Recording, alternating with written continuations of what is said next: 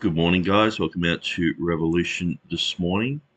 We're going to continue with our 190 variations between Scrivener's Greek text and Beza's Greek text according to the King James translation choices. And so last time we looked at this. Sorry, I'll just get this pop-up thing out of the way. So we looked at this list, and so I'll just give you a quick rundown again. Now, my setup's changed. For my birthday, my wife got me two monitors, and so I've actually got an old laptop and a newer style laptop. So I've set up each one with their own monitor. So it's very handy. I used to work like this when I was doing web design, and I've just found that over the years now I'm crunched over on a laptop with 50 pages open, and it's quite difficult. Um, I I jumped on this last night and did a bit of work, and I was like, what have I been doing for 10 years? This is ridiculous. I mean, we've got so much technology nowadays, and I wasn't really utilizing it, but praise God for my wife who got me these for my birthday. So anyway, let's just get straight into these issues. So in my other video, I looked at the first of the list in Scrivener. So I won't bore you with all the details again. If you want to know about that, go back and watch the first video. So this is what we're looking at, number 23 here. So Matthew chapter 1, verse 23. So in the first instance, that's what Scrivener has. So kalasusi, kalasusi, and it says kateri omnis. So that just means that it appears everywhere, and then it has kalasis in Beza's second, third, fourth, and fifth. So we can understand that in all the Textus Receptus places, Complutense Polyglot, in Erasmus, in Aldus, in Collinnaeus, in Stephanus, Plantin, even in the Vulgate, Tyndale, and all the authorized version. Actually, it's not correct about the Vulgate, but this issue is only in the second, third, fourth, and fifth of Theodore Beza. So Theodore Beza's first edition is actually a Latin edition. So that's where it can be confusing when you're trying to talk about which editions. So basically did 5 editions. His first one was basically a Latin edition with a commentary, and his second edition was an update of the Stephanus, and then he continued on there using Robert Stephanus's text, and he basically took over from Stephanus and was using his son Henry Stephanus as his main printer there in Geneva. So you can see the difference here. I know that might be a little bit blurry. What I'll do is I'll go back to our list, and so we can see Matthew 1:23 here. So it's quite easy to find these things. And I've actually got my screen up to 200%. So usually this would look like that. But just for the sake of you guys, for your eyes, and so that's why a lot of these pictures are actually a little bit blurry. If I open this up, you can see, well, it's still a tiny bit blurry, but it's a lot more readable. I'm pretty sure the pictures just grow. Yeah, the pictures just grow with the text as well. So I might leave it on, say, 150 for the moment. So this is the issue we just looked at. And that appears in the back of Erasmus, in the back of Scrivener's text in his 1881 Textus Receptus. He has the list, the 190 list at the back there. And so then if we look at his actual Greek New Testament, I'll open that up in another page. Here we go. So you can see, so he has the kalasusi there, but he has the asterisk showing that there is an issue there. So I'm just going to quickly go to that document because I have it open here. And so the first issue that we were looking at was this one, Aussie and Ozios. So whether it was a smooth or rough breathing, Hosios or Hosian. So we were looking at that. These issues down the bottom here are to do with the critical text. So this is the exact reading of the Textus Receptus. Should be around somewhere. That's the exact reading of the Textus Receptus printed by the Trinitarian Bible Society, except they don't put these things in bold numbers there, etc.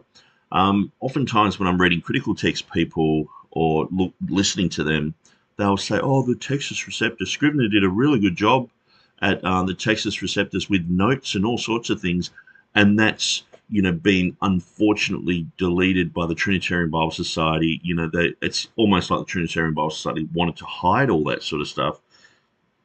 No, it's just that these things relate to people who are obviously in favor of the critical text.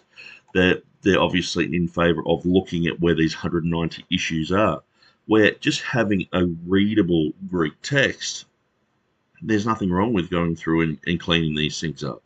And, having asterisks everywhere. And, I mean, it's sort of like if you're a TR person or a King James defender, you can't do anything. If you do something, it's a bias. You're trying to get out of something. Like if I actually just reprinted this whole thing, it would be like, oh, why doesn't he just make a reader's edition? And then so you make a reader's edition. It's like, why doesn't he have the footnotes? And it's like, you just can never win with these guys. They're always just trying to find fault. And I find that that's a spiritual problem that a lot of these guys have. They have a spiritual problem. Many times, some of these people have been involved in cults and abusive churches, and they just sort of assume that because you're King James, because there are churches in America who and Australia, I guess, is King James only type of movements in Australia are pretty rare. But you do get people who are, hyper, what you would call fundamentalists, and I would be a fundamentalist in a sense of my beliefs, but there is a fundamentalist culture, you have to wear a suit and tie, you have to have your shoes polished, you have to, do 3 services a week. If you change a Wednesday night to a Thursday night service, you're of the devil, and all this sort of weird stuff. And the Stephen Anderson type of people, there are abusive IFB people out there. So unfortunately, people who have been involved with that, they just see that anyone who's involved with Textus Receptus type of stuff or King James Version type of stuff, that they're just, have a cultic mindset. And so I find that they will attack anything you do. It's like people come against young Earth creationism. It doesn't matter what you do, they'll attack you. Atheists will just say all sorts of things about you, and it's a bit of a shame because there are some really, you look at someone like Jeff Riddle. I mean, butter wouldn't melt in his mouth, in a sense of, he is a lovely guy, lovely family sort of pastor, runs a really nice church and everything, and they still find things to say about him and say that he's nasty and mean and all this. It's like, guys, just get a life, but at the end of the day, we're dealing many times with people who have demonic spirits, and they have added, subtracted, deleted from the Word of God. They don't know where the Word of God is. They're like, well, the Bible's out there somewhere, and we've got to find it. But I'm interested in the Gnostic Gospel of Thomas and finding out that, does this word match up with some gospel over here? And, oftentimes you find that these people aren't really on the forefront of living the gospel. They many times won't judge. They don't want to judge anyone. They want to assume that everyone's a Christian who says they are. That my alarm bells just go off straight away when someone just simply won't judge. That people can be doing all sorts of things, like Ravi Zachariah sort of lifestyle, and you're like, hang on, this guy's off the wall, and they're like, how dare you? It's like, I think you're off the wall too. It's just the basics. So anyway, I'm sort of rabbit trailing. So that was the issue that we were looking at last time. So let's just go down to this issue. So as you can see, there are other issues. So they're to do with the Westcott and Hort issue, the Westcott and Hort Greek. So Yesu, if you look at number 4 there, it's omitted in the Westcott and Hort text. The Genesis is Genesis with one new there.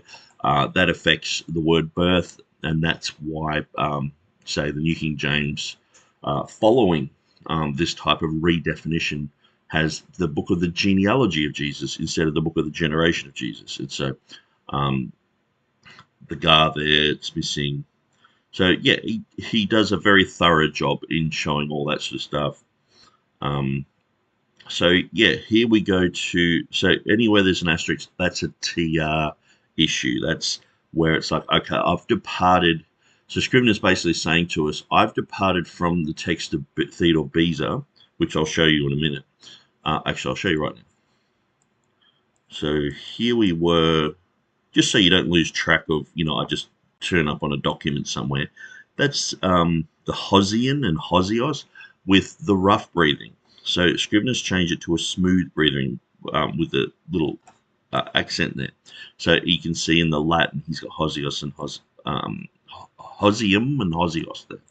So let's go down. I think we might have to jump to the next page, maybe even the one after that. So verse 23, just so you can get an idea of how to navigate some of these pages and not be afraid of them, because sometimes, especially now, I'm seeing a lot of people get involved in the history of the King James Bible, and they're constantly going to the Bodleian text and going to the Bishop's Bible and things like that, and other English Bibles. It's like, yeah, but guys, this is the underlying Greek here. You really need to actually get your head around this. It's not that hard to, just have a look and, look at the Greek, and then, most of this Greek's online. It's pretty much except for these 190 places, it's identical, Beza's and Scrivener's. So I'm showing you where they're not identical, but it should be pretty easy to look up these words, find out what they mean, and then you can see direct correlation between the Greek and the English. They're trying to make out that, like, the Greek wasn't really there, or or they only worked on the English or something like that. There's all sorts of little, it's like they say in the preface to the reader. It's like, if a worm doesn't have a hole, it'll make a hole, and it's like some of these issues and things that get brought up. It's like, well, the King James guys followed the Bodleian, or Bod 1602, the Bishop's Bible, and it's like, yeah, and they corrected it with this. It's like, don't leave out, don't make half of a sentence, you know what I mean? Don't just say half of a rule, say the whole thing. They corrected it with this. This is where you need to go to. Yes, have the bishops there, have this there, have that there, have, but also it's got the bishops, and it says later on in one of the rules that they needed to go to earlier Bibles as well. And so they went to the Geneva, they went to Tyndale, they learnt from all those. And so, yes, their base draft was like the Bishop's Bible, but it's like they were reading through this and saying, okay, this word isn't really, the conjunction chi, should that be, and, or should it be also, should it be even, should it be, what should it be here? And so they're making those decisions according to the Greek, not just looking at just thinking that they're just looking at English Bishop's Bible is just, it's just not really, like, I understand they probably put notes there and things like that, but it's like, all this was available to them. They utilized this, they used this. This was where the rubber met the road. This was what they were changing that Bishop's Bible they had too. So you got to know this stuff. Okay, so Calise, so you can see there the different endings. So I'll just try and find where I was before. Okay, so that's what I've got on my website kalesis. And so that is basically one of the things is this word is in the singular. So in the Greek, there's only really, the singular and the plural in most languages. And so it just, means basically to call, to be named, to call out loud. And so we can see if we go to the scriptures containing this Greek word, thou shalt call his name Jesus. The exact same word appears in Matthew 1:21, and it's in the singular there, but then they shall call his name Jesus. So it's in the plural. So I hope you're seeing that. That's in the English. So that's why when Scrivener went through, he's like, okay, so we have Beezer. He has the singular word. Okay, so Ki kalasis to onoma after Emmanuel. So and they and you shall call his name Emmanuel. So that's sort of how you would normally read it. And that's how most TR people read it. And one of the issues with this is it's way easier for me to go, yeah, the King James translators went with, I think it's a Complutensian polyglot or something like that. Or no, it was actually, as we read through before, it was all the editions before Beezer. So it's so much easier to say, well, they, in the plural. And so, but the more I kept reading, the more I was like, actually, I think that this plural can become singular in context. So this is where, I had to start digging and, trying to prove myself wrong. And I sort of, I guess in a way, this is one of the hardest ones that I've done so far because, if I was on the level of someone like Georgios Babiniotis, he's written 6 dictionaries. I've chatted with him, and I would ask him questions about Sinaiticus and things, and he's been really helpful in asking. But really, I wish that I knew Greek better. But from what I can make out, I'm pretty certain that this plural can actually become singular in its context. And so we're going to look at that, and we're going to look at those claims. So here's some other ones in Luke chapter 1, verse 13. But the angel said to him, fear not, Zacharias, for thy prayer is heard, and thy wife Elizabeth shall bear thee a son, and thou shalt call his name John. So it's in the singular there. And here we see Luke 1:31, and behold, thou shalt conceive in thy womb and bring forth a son, and thou shalt call his name Jesus. So the reason that I put these scriptures containing that is so I can cross-check things. Now, I've put that there. That is obviously in the plural. So let's just have a quick look. So this is where this is the plural.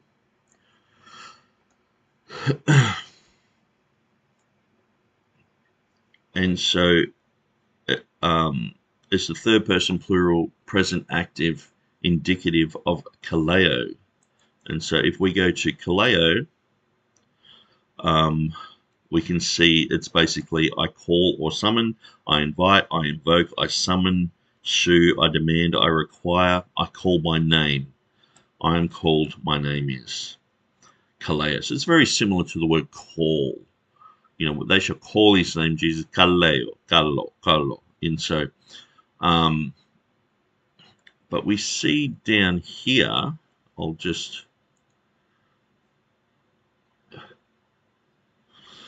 so kalasusi. So we see it is in the plural. So this is Wiktionary, by the way. I highly recommend people look at Wiktionary because oftentimes it's not bias. Sometimes you have some of the worst biases are Christian biases. You go to read something and people are trying to squeeze in a certain Christian doctrine or thought into a word, but oftentimes with Wiktionary, they're just going through Greek documents, and so it's just you know, you don't always want, say, like an English word to mean what the church thinks it means. You want it to just be what everyone thinks it means, and so that's what they're doing here a lot of the time. But oftentimes you go down the bottom and they'll have links to Strong's and yeah, here James Strong's Exhaustive Concordance of the Bible. So there is that influence as well. But you get lots of other people on here, and so I guess it's like Wikipedia. So I'll just go back to here. So we see it's a plural and it's in the third person there. So where else does that appear? Oh, yeah, that's a different word. And originally from kalo, to call, to hail, to summon, to invite. And so I'm just sort of laying a bit of groundwork here, and then I'll read through the article. So it has been questioned when you just jump on the internet and you look at, like, say, this question here, who's doing the calling in Isaiah 7:14? And so talking about the Hebrew word there and how that's translated. Because when you look at what's being said here in Matthew, so it's behold, a Parthenos and gastri exi ki texetai oion ki kalasis to onoma after Emmanuel. So this is quoted by the prophet. So this is what it says in Isaiah chapter 7, verse 14. Behold, a virgin shall be with child, shall bring forth a son, and they shall call his name Emmanuel. So that's King James, they shall call. So it's in the plural. Okay. And I've promptly followed that. So, but this is the basic question, is this one of Theodore Beza, Kalasis, is that the singular? Why then is it in the plural? Or is Scrivener correct by saying, well, actually it should be plural here? And so when you look down the page, whoops, I've got an article on here, Kalasis or Kalasusi. And so Kalasusi is the plural, which would, if you have the Greek there, if you get the Greek text of Scrivener, should be right here. The Greek text of Scrivener, and you're going through that in any language and you're translating it, you won't go wrong. Okay.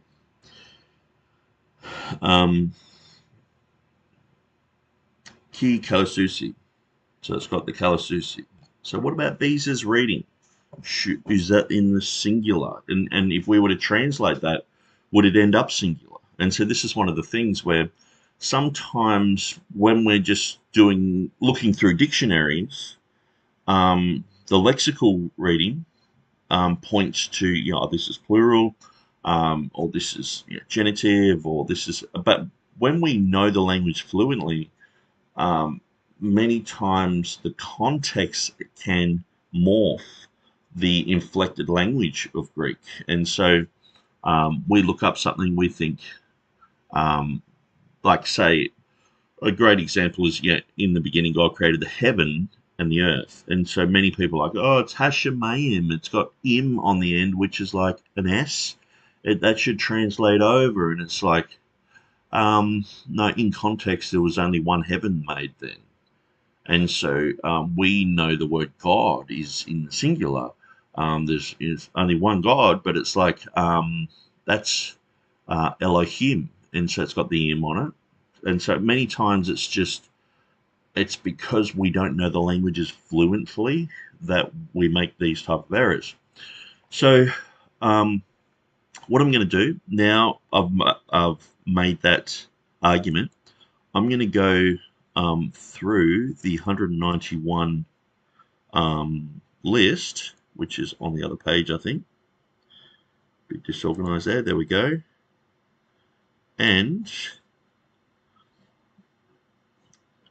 then we're going to go through it, and we're going to see if this is a possibility, or we're going to see if that's something that maybe Scrivener overlooked. And so some of this, because it's one of those issues which is hard to call, because basically I'm going against the grain of most TR people as well. And this is what I find sometimes. I'll have an idea and I'll start going down that road, and people just find it easier just to go, no, the Scrivener's reading is correct. That's it, you know. And it's like, I understand Scrivener's reading is correct. It's in the plural there, and if you were to translate that, that would come out fine. But we just want to double check all this. We don't want to be ignorant. But this isn't even really an issue. It's not like, you know, TR people are fighting over this. It's not like critical text people are attacking me on this or anything. It's just one of those things where it's like, I'm just there going, okay, well, because I've found so many places where Scrivener isn't correct. It just makes me question this, and it makes me go, well, is Scrivener just, you know, looking at the dictionary and going, oh, that should be plural. Let's make it plural. And let's look at why there are these footnotes in the King James Bible here. So anyway, I've shown you two pictures, so I've got two more here. Actually, I've got quite a few, so I'll go through them. That's the wrong one. Here we go. That's still the wrong one. So that's what I was looking at before. So let's open that in a new tab. So that's obviously an older. You can see the date 2015. I'll put that in. But we can see key Kalesis. And so that's Theodore Beza's singular reading. So that would, if you were to translate that with just a Greek dictionary next to you, you would say, and he or she, just depending on who it's talking about. And in the context, it's a prophecy about she, will call his name Emmanuel. So very interesting. And then we look at the King James. Let's look at that one. And we're going to look at that footnote in a second, but just to fit in the screen, behold, a virgin shall be with child and shall bring forth a son. And notice the two lines here. They, plural, they shall call his name Emmanuel, which being interpreted is God with us. So they shall call. So that's the issue that we're looking at here. Should, obviously that, it looks like it should follow the reading of Scrivener, and perhaps it does. So this is one of those ones where I'm studying, going through, I've made conclusions, and then I've gone back to maybe that conclusion is not correct, and I'm learning all the time on this. And so, but I didn't want to have to do like hours and hours and hours of more study before I did this video, because sometimes it's actually in doing these videos and doing these things that a little bit more light is brought up, or someone in the comments just says, yeah, well, I looked into that and here's an article on it, or, you know, John Gill mentions this, or, you know, and it's a pretty obscure thing to be looking at, but this is part of the 190 list. So we see these two lines here, and it says, or his name shall be called. See, notice that it's saying that this can mean his name shall be called Emmanuel. So it's leaving out the they. So the they there is sort of put in because of the context. Because, you know, they, you know, Mary, Joseph, but also just everyone. Everyone calls his name Emmanuel, God with us. God is with us. And so that's, you know, fulfilled in the end of the book of Matthew, where it says, you know, behold, I am with you always, even to the end of the age. And he's with us. God is with us. So it's interesting, that theme.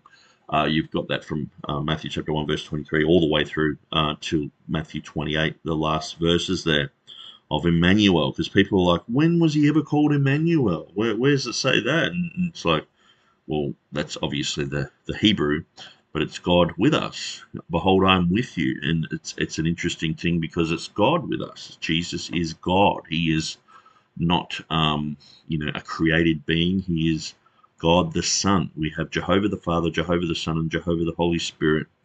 And these three are one. And so they have separate and distinct characteristics, but they are one God. His name shall be called. So that's quite interesting because here, if that was to be translated, and shall bring forth the Son, and his name shall be called Emmanuel, it leaves out the whole concept of whether it's singular or plural. So that's what sort of got me thinking about this and thinking about these footnotes. So let's just shut down those three there. I'll just see if there's any other relevant footnotes. So we have Erasmus's annotations. So sometimes I'll put that there and I'll get halfway through copying it out in Latin and it gets to like 11 o'clock at night. And I think surely there's something I can do with my time. We have Beza's 1565 there. So I've got some of Erasmus's, some of Beza's. Actually, I haven't written out Erasmus's. It's just put there, just in case there might be a bit of information there for later. So I'll put that there and probably find a translation on the internet somewhere and bring it on. So this is Theodore Beza. Before he did his 1598 edition, he printed out the annotations that appear there in his 1596. So it's just the annotations. So I put that there. So that's the annotation just on that one verse there in Matthew 1:23, or 1594, sorry, I should say. So that's about all the pictures. Okay, so now we can go back up and just read through the article. So you know what you're in for. Okay, so Matthew 1:23. So Scrivener, in his 1880, it was published in 1881, he said it should be plural. So this is what he's saying. Kalassusai. So this also appears in Elzevir's in the 1624. If I haven't got it there, 1623, 33 or whatever, it's just because I haven't had time, or it's just a whole nother thing I've got to look up. But Theodore Beza, he has Kalesis, and so I didn't put all the ones in between, but I've got the 1565. That's his first Greek edition. His second, what's called his second edition, because his first one was in Latin. And so then we see the Stephanus text of 1550 has the same as Scrivener, and we see Erasmus, he has the same as Scrivener, except for the movable nu on the end, so that's on Stephanus. And sometimes it's actually not on there. You look at the original, it's like, hang on, it's not on there. They've just put it on there to make it good Greek, King James Version says they shall call. Okay, it's in the plural. Interesting. Now, we've got to understand that the only ones that seem to be singular are the texts of Beza. So we're looking at 1565. Was the bishops based upon that? Maybe loosely. It was probably more so based upon the text of Stephanus, but it could have been influenced. But we're just going to look through these versions anyway. King James Version has they, plural, shall call. Other English versions from Wycliffe, 1375, they shall unclep. 1534, they shall call, Tyndale.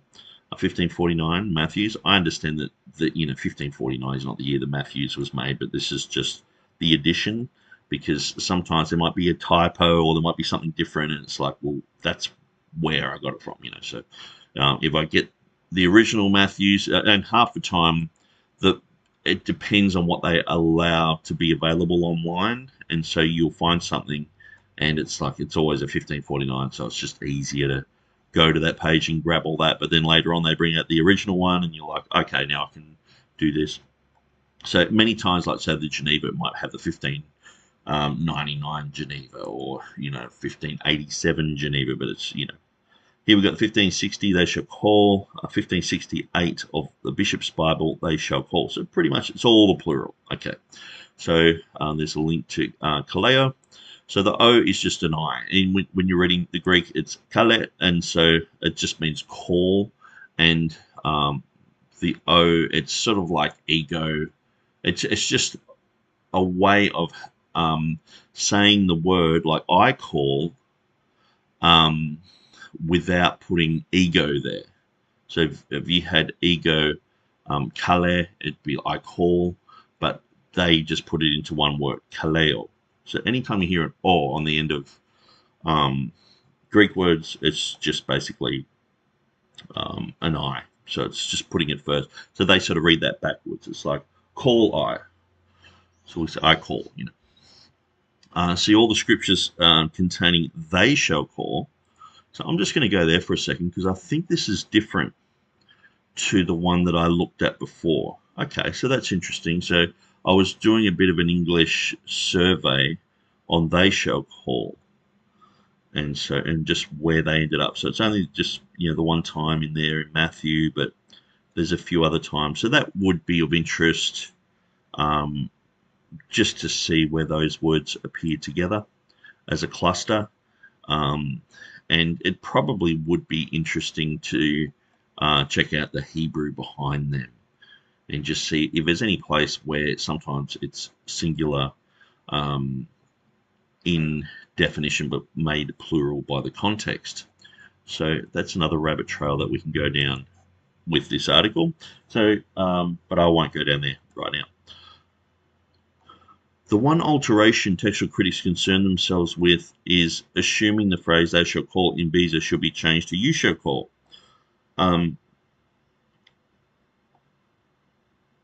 This would have switched the meaning somewhat from Emmanuel being a title proclaimed by the couple to a name given by Joseph. And so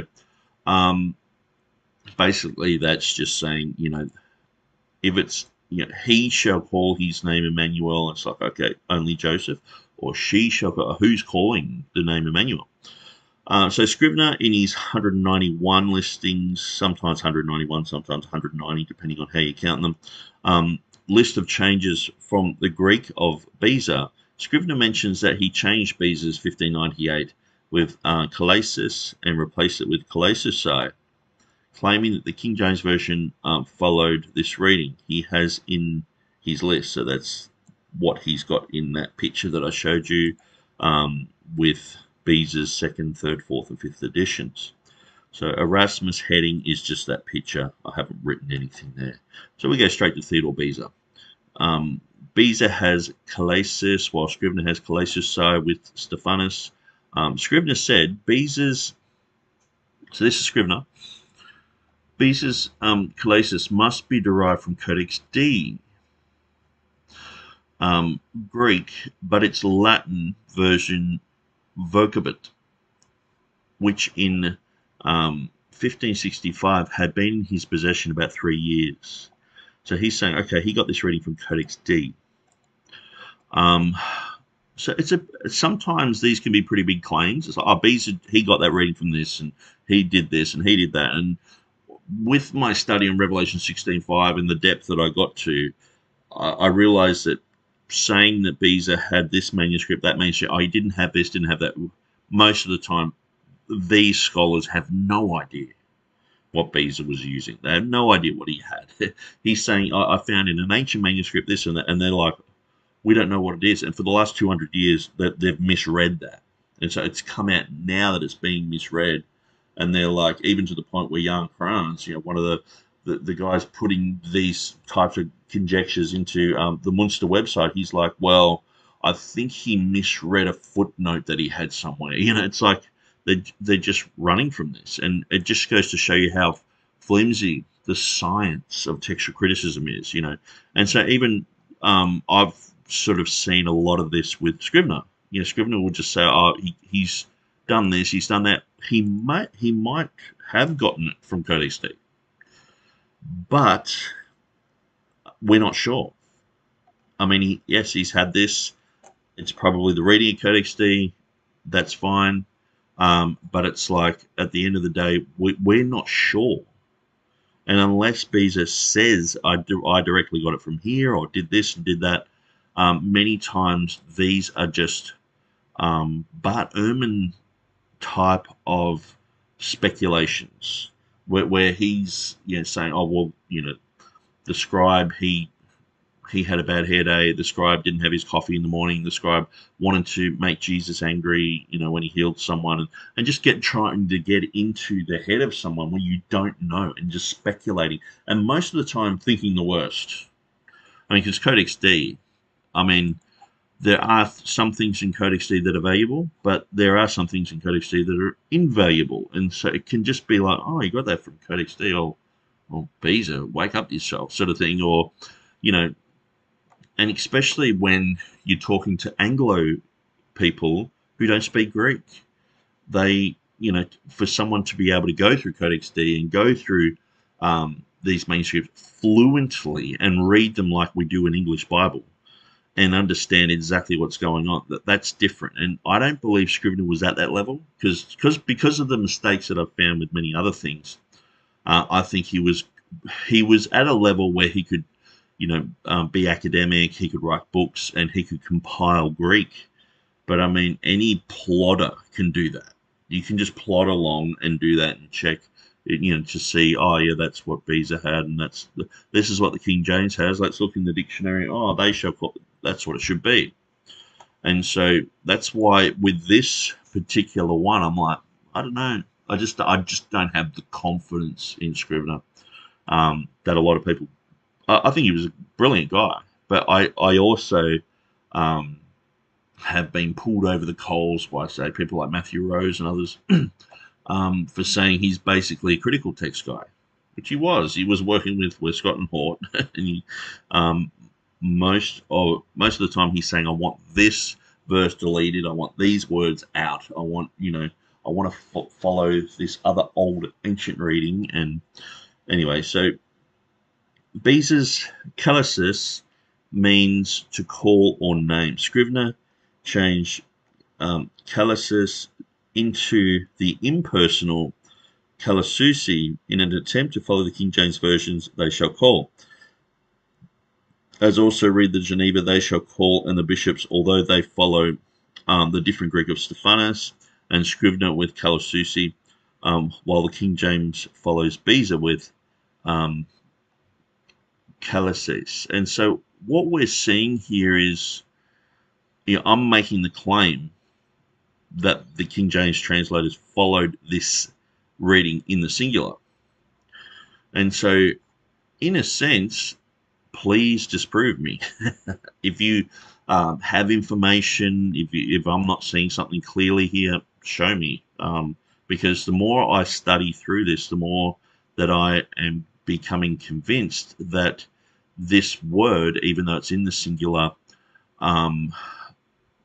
because of the King James Version footnote, his name shall be called, without singular or plural there, I'm becoming more and more convinced that it's actually in the context it can read that.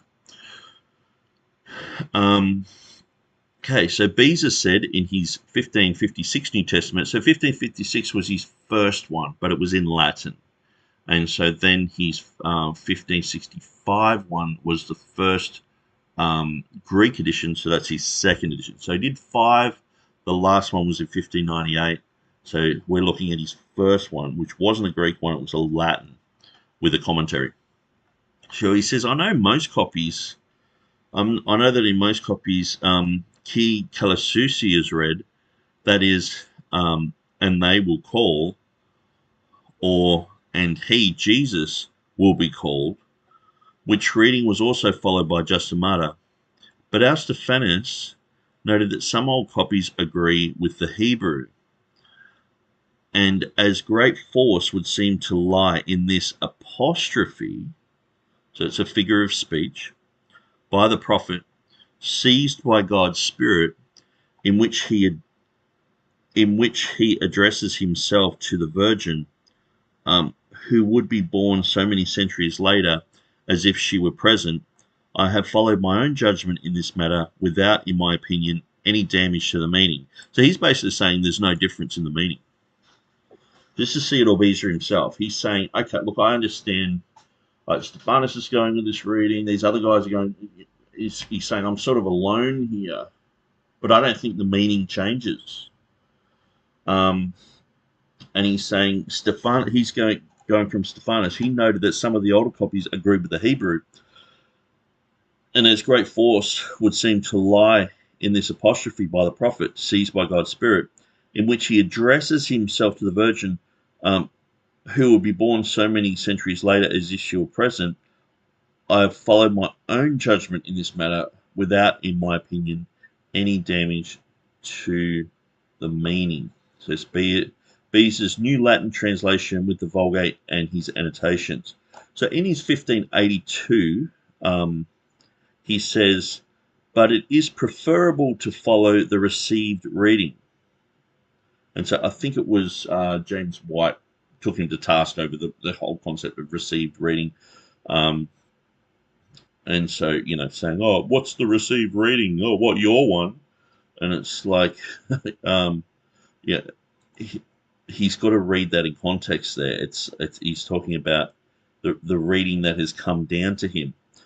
So that in an apostrophe by the prophet, seized by God's Spirit, in which he addresses himself to the Virgin who would be born so many centuries later as if she were present, which has great force. So pretty much saying the same thing. Okay, so let's look at, is it kalases or kalasusi? Beza has kalases, thou shalt call, is the indicative active future second person singular verb from kaleo.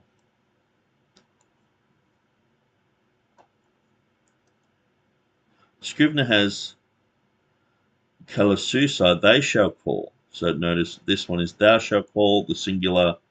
This one is they shall call, the plural. It is the indicative active future third person plural from kaleo. So they basically have the same root word. It's just the inflection at the end which makes it singular or plural. So we can clearly see it's just kale, and that has susi, and that has ace. So it has the ice reading there at the end of the sigma. How can Beza's singular reading of kalases reconcile with the plural King James translation of they shall call?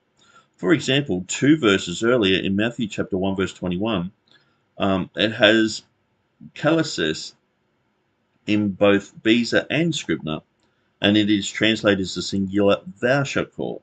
If the King James Version translators followed the 1598 text of Beza, would this not surely be an example of where they deviate from the text of Beza, giving preference to earlier readings of kalasusi? And I wrote, I don't think so. So this is my own opinion. I don't think so. So no one else has helped me with this article. I might have copied a bit here and there from books or whatever, and dictionaries, but this is my own opinion. So the 1611 margin in both Isaiah and Matthew gives us a key element to this strongly problematic reading. So in Isaiah chapter 7 verse 14, it has a virgin shall call. Okay, so that's the reading. A virgin shall be with child and shall call his name. So the a virgin, it doesn't say she shall call his name, it just says and shall call his name. So if it was a person, a male, they had a child, it would be, we read into that because of the context. Okay, so then when it's basically translated into Matthew chapter 1 verse 23, we see that becomes they shall call his name because it's Joseph there in the context as well. So we see a virgin shall call, or thou, O virgin, shall call. So that's the footnote. Okay, so the footnote says, well, that is actually the footnote. The whole thing is sort of giving you the main reading. Then it's saying, or thou, O virgin, shall call. So it's not talking about plural, it's not talking about singular, but because of the virgin there, it makes it singular. Then we go to Matthew chapter 1, verse 23, and it says, they shall call his name, and the footnote is, or his name shall be called. So notice the plural or singular element is missing there as well. And so what we see is this would be, if what I'm assuming is true, Theodore Beza was brilliant and knew his Greek very well. But let's just continue through. It must be noted that in the King James Version 1611, there are 6,565 marginal notes. These refer to different things. Some reveal an alternative reading that was considered by the translators but rejected. And so many times you'll just have, they'll say, well, the bishops has this, but we've gone with this other reading. The whole reason that they did the King James was because they were unhappy with the bishops, with the Geneva, with these other ones. And so many times they're like, well, look, I know this looks like it's a good translation of the Greek, because, you know, that's what it has in the Geneva Bible, but we've gone with this reading. You know, and so many times it's just like that. It's many times rejected readings in the Geneva and the bishops. So that's some of them. Others show where manuscript evidence is lacking. Okay, so there's not that many of them, but it might say, some verses lack verse 23 or something like that, and they do have those textual notes. But for many notes, and I believe Matthew chapter 1 verse 23 is an example of this, the margin is simply a synonymous way of reading the verse to clear up concepts that are not easy to decipher when looking at the Greek base text in an English translation. And so then I'll sort of explain this. At times, singular words are mistakenly seen by Scrivener to have been erroneously translated as plural. Or Scrivener assumed that the translators used an earlier Textus Receptus edition. So Matthew chapter 10 verse 10 is a good example where Scrivener gets it wrong, assuming that the plural staves must be translated from the plural Greek word. So in the Trinitarian Bible Society's printed edition of Scrivener's work, he has rhabdos and not the singular rhabdon that Theodore Beza has. The problem is easily solved in knowing that Jesus was speaking to a plural number of people about a singular item. So staves is like staffs. So much like if I told a crowd of people to switch off their phone is a singular used as a plural here. So if I told you, hey guys, there's 15 of you, hey guys, switch off your phone, and everyone pulled their phone out and switched it off. Like, I'm saying singular. The Greek rhabdon, nor staff, was translated as nor staves in the King James Version, and I've got that in the 2016 as nor staffs, due to this principle. Grammatically, this is called a collective noun. A collective noun is a noun that can be singular in form whilst referring to a group of people or things. Some nouns are used only in the singular, even though they end in S. Some examples include the names of academic subjects such as classics, economics, mathematics, maths, physics, the physical activities, gymnastics, aerobics, the diseases, measles and mumps, and the word news, etc. This reveals the key to this scripture. Matthew, under the guidance of the Holy Spirit, translated the Hebrew words in Isaiah chapter 7 verse 14, written to the virgin, behold, a virgin, so this is Isaiah, shall conceive and bear a son, and shall call his name Emmanuel. This practice reveals that to Beza, that kalesis in verse 21 can also be translated concerning the plural couple, which is clear in the Greek context, but abundantly clear in English in the inclusion of the plural shall upon a singular Greek word. Thus, the King James Version translators also had no issue with translating the first kalesis in verse 21 as thou shalt call, and the second as they shall call, because each one is translated according to the context and not just a dictionary definition. So I'll just stop there. So you have the dictionary definition, you look something up, like the word Easter. Okay, so the word Easter means many different things. And some dictionaries go through that. And sometimes it can be talking about one thing, or even the word Passover. Passover has so many different meanings in the Old Testament. I can say, I ate the Passover. I can say, we're going to celebrate Passover. It's a feast. My Jewish friends went to Passover. I'm going to have holidays throughout the whole of Passover. We can do the same with Easter. You know, it's like, I'm going to have a break over Easter. What are you doing on Easter? Do you celebrate Easter? It's like Easter can mean a day, it can mean a feast, it can mean a celebration, it can mean a concept. And so these are dictionary definitions, but it's the context that puts it in its correct definition. So we have the lexical definition, but then we have the contextual definition. So these are two things that I'm seeing more and more are very important when we're exegeting the Word of God, when we're trying to understand what Greek things mean, Hebrew things mean. We've got to put things into the context. In other words, what I find is that someone like Theodore Beza read the Bible a lot and read the Greek Bible. He read the Septuagint. He read the Hebrew. He read the Syriac. Probably read the Arabic because his good friend Janius, who did the Arabic version, he was doing Latin Bibles with him.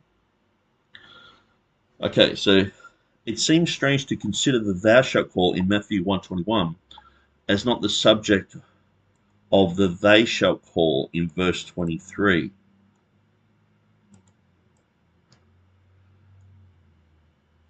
Many times it is seen that verse 21 is fulfilled in verse 25, but in context it is clear. Verse 21, and she shall bring forth a son, and thou shalt call, singular, his name Jesus, for he shall save his people from their sins.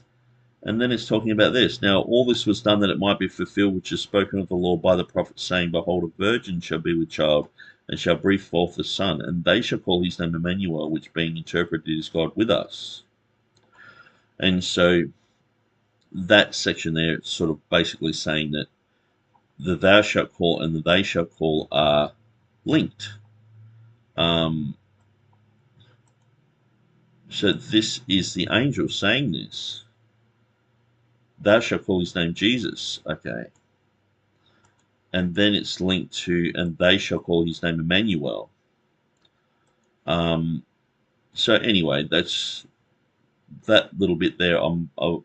I sort of know what I'm saying there, but I guess in a way it's like an older thought that I'm trying to refresh myself with. But the refresh button's just, you can probably see on my face, it's just spinning around at the moment. I'm like, I sort of know what I'm saying there, but it's going to take a bit of a while to link those two things together. I know in the Greek, if Theodore Beza is correct, and those two Greek words are exactly the same, which I'm making the call that he is correct here. Okay, so examples of ki kalesis being translated as thou shalt call or singular is in Luke, where we read these before. Thou shalt call his name John. So we see it's in the singular there, and Luke 1:31, where it says thou shalt call his name Jesus. So we see that there. So that sort of information is just like, okay, that's cool. So we can understand why Scrivener thought Kalesis should be translated in the singular. Okay, so I'll put that there. It's like it's not like this is a huge, massive issue. And Scrivener thought that should be translated as the singular, so he's put it in the plural. Let's look at the Geneva Study Bible. Behold, a virgin, and it's got the K there, shall be with child, and shall bring forth a son, and they shall call his name Emmanuel, which being interpreted is God with us. So it's got they shall call, as all the English Bibles do. The K footnote says there is an article added in the Hebrew and Greek text to point out the woman and set her forth plainly, as we would say the virgin or certainly a virgin. Okay, so I think I've just put that there out of a general curiosity, sort of like, okay, well, that's another bit of information that we have to go with. And the a virgin shall be with child. Many of the modern Bibles say the virgin because it's sort of like the name of the Virgin Mary. You know, we worship, or we don't worship her. You know, it's what's a dulia and and these other words they've got hyperdulia for adoration of Mary, and so it says a virgin, just a virgin. You know. Not the virgin, you know, it's a bit of difference there. So comparisons. Kalesis to onoma, you will call his name. So we see that's in D, that's what Scrivener was saying. And then we see a few other things that Coptic, I think that's Boheric manuscripts, Origin and Eusebius. So that's interesting. So you will call his name. But that's how we're translating that into English from the lexical definition. He will call his name. That's in ITD. I'm not actually sure what ITD is, so I probably copied that from Wikipedia. And so it probably has, like, you know, up the top of the page that I copied it, exactly what that is. And so that's Kalisai to Onuma. See, that's Kalisais. It's Kalisai. Okay. Kalasusin to Onoma, they shall call his name. Okay, so that's rel is basically the rest of them. The Geneva Bible, the 1560 Geneva Bible, has they shall call with the marginal note or thou. See what I mean? Why would it have a marginal note or thou shall call? And so it's quite interesting. Italian Bible has which shall be called. It doesn't talk about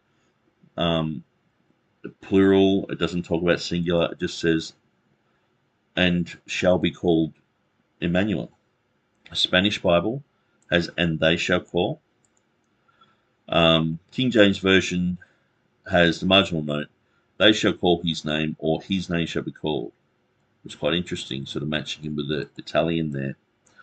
One of the things is I actually don't go into it. I know it's on my other page because I sort of have the same information doubled up here on the actual Matthew 123 page.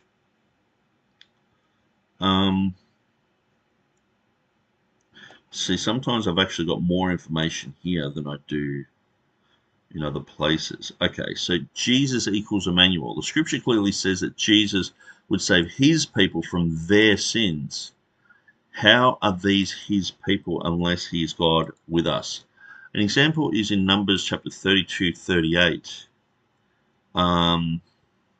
It says, and Nebo Baal Maon, their names are being changed, and Shibma, and gave other names unto the cities which they builded. It has a footnote. Gave other names unto the cities, Hebrew, they, called by names, the names of the cities. So we see in the Hebrew it says they called by names the names of the cities. But here it has just says and gave other names. It doesn't have they there. So you see what I mean? That's sort of like something that's the reverse. It's interchangeable with just saying they gave names. So it's the context is making it plural. But in the Hebrew, it's actually they. And so in the Hebrew, it is plural. But you wouldn't sort of tell. So it's quite an interesting example. So an interesting question would be, is the LXX reading, being the fifth column of Origen's hexapla, that follows Beza's here, an early attestation of the Textus Receptus reading of Beza. Now, if they're copying and pasting prophetic things from the Old Testament, from the New Testament into the Old Testament, like I've claimed, and like many TR people believe, what have they copied over? And so when we go into the LXX renders Isaiah chapter 7 verse 14 this way, and it has kai kalesis, so it actually has the singular there. But then it's going back to the virgin, the Parthenos and Gastri. So, behold, a virgin shall be with child, and bring forth a son. And so that's quite interesting that the LXX has that reading. So that's in the Septuagint. And so I guess to really complete this study, I should really get into the Hebrew here. But let's just see if there's any more information here. Sometimes I have information, it doesn't really go anywhere. They will call the LXX incorrectly gives that the evangelist generalizes the third person singular of the original Hebrew into the plural. Okay, so here Maya is saying he generalized and sort of brought it into the plural. Okay, John Gill. The difference between Isaiah and Matthew is very inconsiderable. It being in the one thou shalt call, that is, thou virgin shall call him by his name, and out of that other they shall call, that is, Joseph, Mary, and others. For beside that, some copies read in Matthew, it's not a K, it's a key, and so kalesis. I think there might actually be a typo there. Thou shalt call, yeah, because sorry about that. So that letter there, key should be a kappa. Thou shalt call. The words I'll probably just copied that from somewhere and they've got it wrong. The words both in the one and in the other may be rendered impersonally and shall be called. So this is why I love going to some of these commentaries, because I've come up with this thing like they can both be and shall be called without the plural, without the singular. And the meaning is not that he should be commonly known and called by such a name any more than by any or all of those mentioned in Isaiah 9:6, but only that he should be so, which is a frequent use of the word.